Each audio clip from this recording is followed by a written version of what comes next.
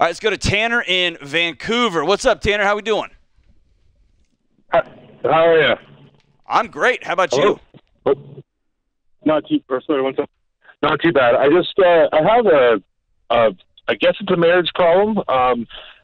Me and my wife are fine, and we're stronger than ever. But my wife last night, she has an issue being around my mother alone. My mom has went and turned around, and I've never witnessed it, but my mom has went and talked down to her. And I'm trying to be faithful to my wife, and not faithful, but loyal to my wife. But I don't know where to go with this. So we were just talking about that with this Blinds.com call. When you say talk down, what did your wife tell you? How about that? Her name is Katerina. Okay. What did Katerina? She came to you last night and what did she say? Well, she didn't say anything. I was talking to her because we're planning a trip out to them. Mm-hmm. I live in Vancouver, and my in-law or my family lives out in Ontario, and I left Ontario because I needed to make a drastic move because my family and her have never gotten along, and we have a 10-year-old in the mix of it. So I'm trying to do what's right by my wife, and I've never heard my mother say anything.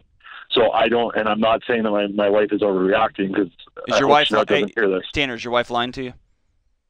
I don't think so. I honestly, she has no reason to lie.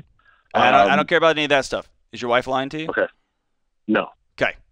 Then I want you to sit down and hear your wife, let her be open to you, and then at some point you have a responsibility to go to your mom and say, this stops now. Yeah. Because I pick her over you. And if your mom's going to act like a child and your mom's going to run your wife down, which by proxy is going to run down your 10-year-old in the mix here, then your mom is self-selecting out of your relationship. And I know that's a hard conversation, and it's an uncomfortable conversation, and it's a conversation, but this is one of those hard-line moments, right? It is. And Tanner, I can even hear it in your voice, though. He wants to do the right thing for his wife. That's right. You know what I mean? Like, this wasn't like my wife. Sometimes it's pinned the other way where the wife's the bad one, in the situation. But you're in a marriage, and your number one is your wife. And I feel that from you. And I think sitting down and having that boundary conversation, it'll either clear it up and it'll stop it, or it's going to cause more friction between you guys. Well, I think it clears up either way, right? Yeah. Tanner, it's important you don't go to war with your mom, and don't be disrespectful, and don't be ugly, and don't call her and be like, you sit. That's not how you do that. You go visit your mom, right? Yes. And you have this conversation in person and say, hey, I love my wife, and she's who I chose. And here's the deal, too. I think some women can be some women, maybe all to an extent, I don't know.